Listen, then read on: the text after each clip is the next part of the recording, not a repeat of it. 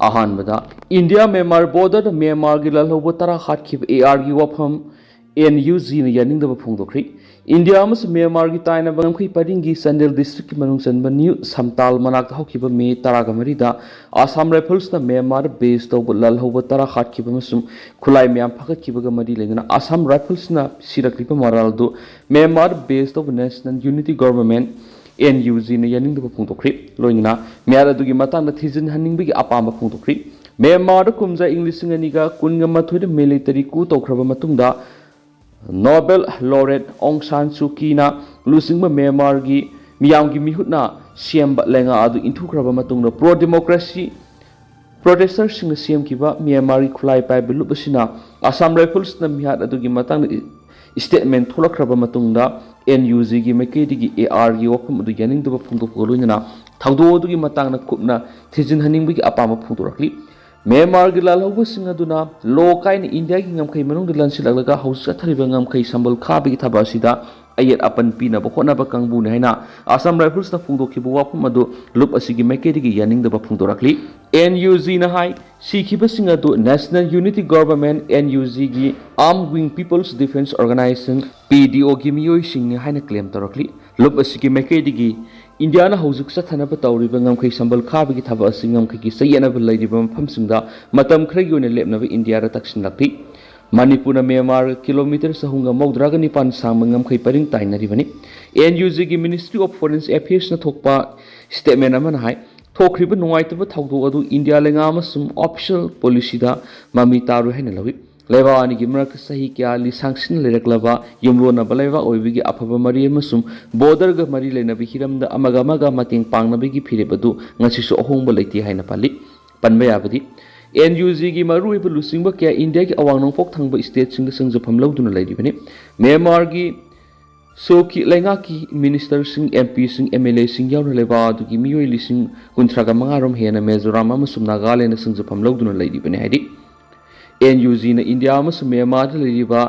Myanmar सिंगदा लेबानी की मक्त लेनरिबा मरिदा अकायब थोकबा याबा थबक सिंग तौदनबा खंगलियम मपुंगैना ngमखै परिंग असिद ऑपरेट तौरिबा रिवोल्यूशनरी ग्रुप सिंगना लोन यादब थबक सिंग तौदनबा खंखि मसिगा लोइनना रूल ऑफ लॉ ngakna मरि लेनबा अथॉरिटी सिंगा मतिंग पांगनदुना थबक तौनबसु NUG ना खंगलखली अमरोमदना तेंतकना सुमना थमजगी Kuki Chin brotherhood forum KCBF international हाइजबा a social and cultural forum Kuki Chin brothers ने हाइजबा की मैकेदी प्रेस रिलीज अमा होकिबा मेगी तांग कुनगा मथुद थादोरखली हाइरिबसिदा मखोइना पल्लिबा वरोलदी ईस्टर्न कमांड इंडियन आर्मी की थादोरक स्टेटमेंट अमदा मेगी तांग तरागा मरिदा 10 सस्पेक्टेड आर्म कैडर ने हैबा खुथोकनाबदा सीखिबने हैबा मदुगी मतांगदा कुकी-चिन ब्रदरहुड फोरम KCBF ना अकन ममोंगदा यानिंगदबगा लोइनना नुवाइतबा फोंदोरखली हाइरिबसिदा AR की कमान ओइरिबा Meitei CO दुना किसिनसिंगसी मखोइ फारबा मतुंगदा मखोइबु हाटखिबने हैबा मराल क्या सिजिलखली लोइनना मखाताना मखोइना मराल सिरुदुना सुमना फोंदोरखली हाइरिबा असम राइफल्स की टीम अदुदा लुसिंगलखलिबि SSB Sharma Meitei CO first battalion Assam rifles सेलोन हेंगजोय ब्लॉक चंदेल डिस्ट्रिक्ट ना एंटी कोकिसिनी हाउखिबा इंग्लिश अनिगा कुनगा होमदोय मणिपुर कॉन्फ्लिक्ट की होना हाइबा वाफम यावना पल्ली लोइनना मसिद नत्र तोंगान तोंगान मोरल क्या सिजिलखली अमरोमदना म्यांमार हुंता की हेलीकॉप्टर अमा KIA ना थुवाइखरि म्यांमार हुंता लानमिसिंग सतोकसिन तौबद सिजनबा मदि कसिन स्टेट लिबा कसिन इंडिपेंडेंस आर्मी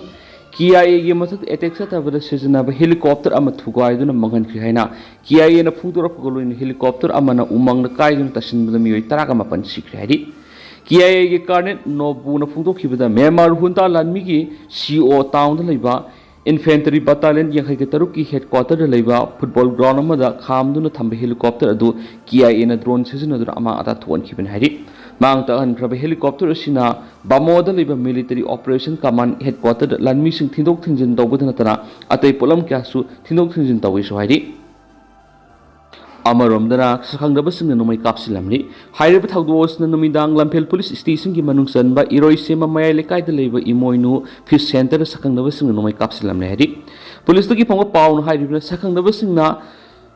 नुमिदांग पुंग निपांग मिनिट निफुगा मंगारम ताबदा इरोई सिमा मयाई लिकाइदा लैबा सनम बिनोद एलाइस तोम से निफुगा मरी अपकगी मिंग बोर सिंह कोबा मगी फिश सेंटर नोंगै कपसिलम खिबने थाउदोदुर असो अपन यावखिति लांपेल पीएस की टीम मफम मदुर संगसिंदुनु यिंगसिलबा मतुंगना मखातना थिजिननबा केस मलखोले सोहाइदि मणिपुर टॉप चैनल की माइकैदिगी मरुएबी इपाउसिंग म्यामना थमजरी अहानबदा ngarang hing nonggyai kaukiba pung nifuga nipan ki general strike chathari essential service amasum Sirili festival gi mari lainabasing athingwa lairoi kokomi coordinating committee on Manipur integrity kokomi na golta abi thaudok yaning da bagaloinana chief secretary security advisor amasum DGP pham thadok kadabani haiwa demand tawduna ngarang hing nonggyai gi Manipur pumbara kaukiba general strike na Manipur da maru ene tampa ki mafam sing da mahoksa gi punsil sauna akai pikri Manipur की मरुएब लंबी सिंह खुंताक लानसिख्रे हाउजिक सुक मखाताना सथरी general strike मरम ओइदुना national highway सिंह अमरि state highway सिंह मखलमत की पैसेंजर सर्विस तौब गाड़ी सिंह सीन की दबना लंबी लमजाव इताक ताकी अदुमपो अथो अकाई की लनाई ओइना गाड़ी खरदी अदुमक सीन ओखी खोरंबल कैथेल फम खिदबग लोइदना पौना कैथेल थंगाल कैथेल बीटी रोड पार्किंग नागा मापाल परिंग फमलिब दुकान सिंह थोंग हांखिदी इम्फाल के अकोइबद लेब कैथेल सिंह सिंगजमै कैथेल खुराई लमदोंग कैथेल कोनुंग ममांग कैथेल कोंग कैथेल तेरा कैथेल क्वा कैथेल सिंगबा फमलखिदबग लोइदना कैथेल सिंग सिग अकोइबद लेब दुकान सिंगसु थोंग हांगलखिदी माहिलोइसंग सिंह थोंग लोनखिबग लोइदना लनाई एस्टाब्लिशमेंट सिंह ऑयल पंप सिंगसु थोंग हांखिदी लेंगा किलोइसंग सिंह हांगलबसु स्टाफ सिंह लाखपि सांगनमखि अदुमपु फ्लाइट सर्विस तिमाउ सागुम लखि नेशनल हाईवे सिंह की मरुएब मफम सिंह सिक्योरिटी नागसिनबगी थबक सिंह लखि जनरल स्ट्राइक की ममी तंपाक डिस्ट्रिक्ट खुदिमक साउन ममी ताखि जनरल स्ट्राइक मनंग थोनिंगदब थाउदोक सिंह थोपगी पाउ लैति अदुमपो जनरल स्ट्राइक सिना एसेंशियल सर्विस सिंह याउना शिरुलिली फेस्टिवल ग मरी लैना सतोक सिन तौबदी अथिंग थमखिदि जनरल स्ट्राइक सि हयेंग मे कुन ग हुमदोय ग हिंग नोंगाय फाव सथकदबनि था सिगी कुंदा शिरुलिली फेस्टिवल इंग सिंगनी कुंगा मंगा कोब्रेस तब इम्फाल की सखिबा पाउमी कांगु मना तोंगबा MST बस इम्फाल उखुलंबी की गोलताबी एरिया लेरंबा मरी सुब महा रेजिमेंट की कांगु मना खामलगा मणिपुर थाबा मनि मणिपुर की गाड़ी नंबर सिंग यावब गाड़ी सिंग लंबी असिदा सत्प यारो हैब गरोइदना मणिपुर स्टेट ट्रांसपोर्ट हाइना बस की ममांग थारिबदुगी Manipur हाइना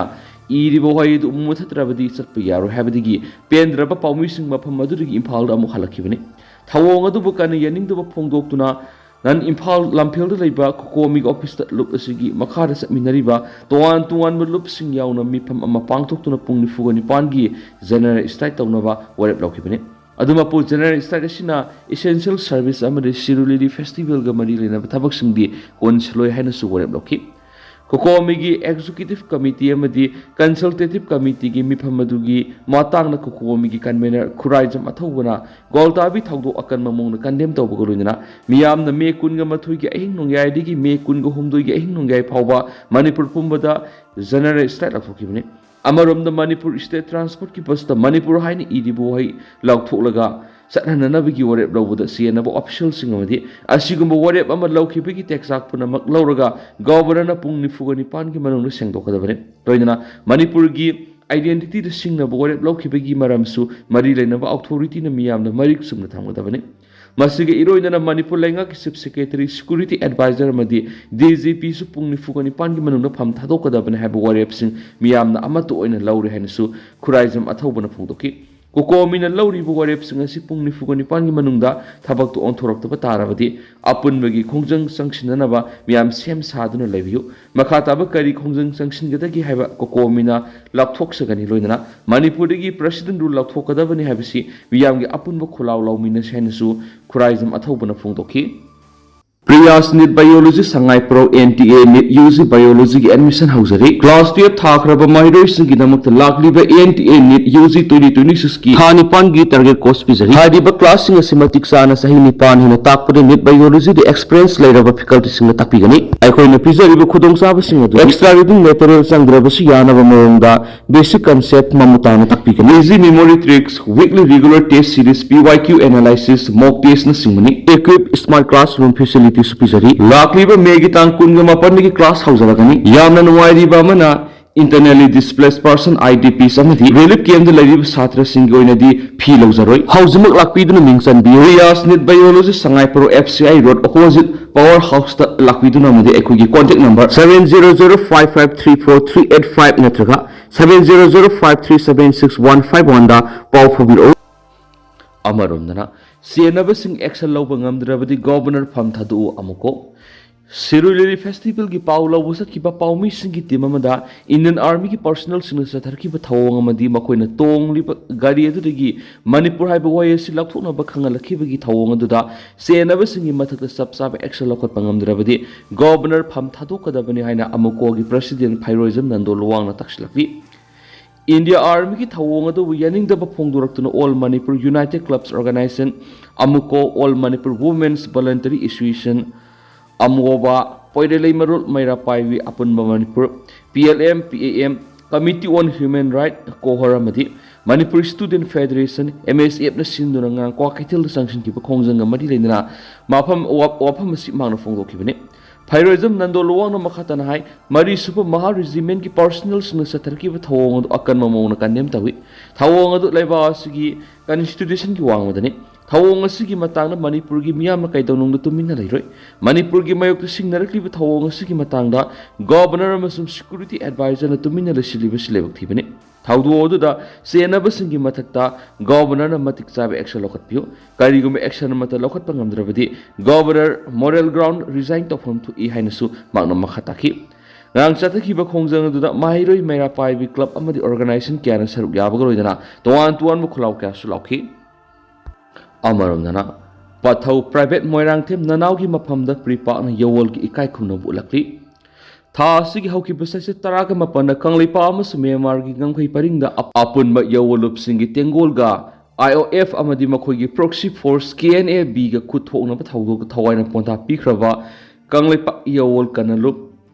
KYKL gi lanmi sanglup miyam gi yawol lanmi MYL gi pathau private moirang thim nanau allies ngamba sei kunthra ma gi mapamda People's Revolutionary Party of Kangleipak Pripak amasu masigi lanmi sanglup Red Army RA na thamoi su nuai ta pungdo poloina laikhidra gi mapamna ningtam yawol gi mapung phaba ikai kuno utuna awab pungdo khri hari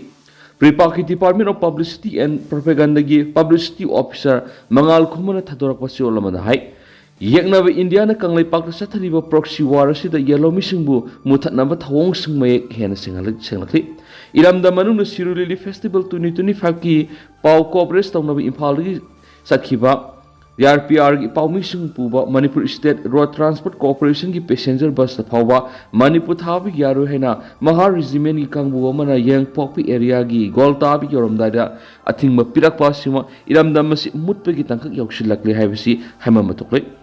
India lenga kilusing basing na hanana lo na kanglai pak thugai na butoro madigi hausukti phong na muthat na butharang torak pasida miyam gi apun ba pangal sagat min duna puna thengna min bagi phirep lo bagi tanja yorokli laibak miyam mikup na humsing na laibina ba nungluk sari aroi bada thawai na ponta pikhraba ningtam yawolo yesigi iraiba ki damakta kathok bangama thawna lingjela dubo pripa amadi masigi lanmi sanglup Red Army na sakthok se amadi awang ba thakti ikai khumna usari Ningtam Yawoloi, Patawashina, Manung Matam Sadana Lake the Basida, KYKL, MYL, Nanghori ba Awaba, Tamoy Sheng, Sarbiabalina, Imung Manung Marimata, Maruk Mapamade, Sagay Natation, Nanghori ba Awasa Tingasida, Pripak na Tamoy Sok and Noita Pondoksari. Atawba Siki Tawai Middle na Mapumaki like Golda, Ingasing na Yata, Oirasan Hanasu, Shirless na Makata Ragliana, Paush the Makatana Fondorakli. Aduga. Tentang nasum na miyam na thamjarungi hausiku ina di miyam paus matang sa lusinjarage amasum makhataba anoba update miyam punang ngami na sena channel sige makirigi mang phamda makhata na thamjari makhataba anoba update miyam punang ngami na si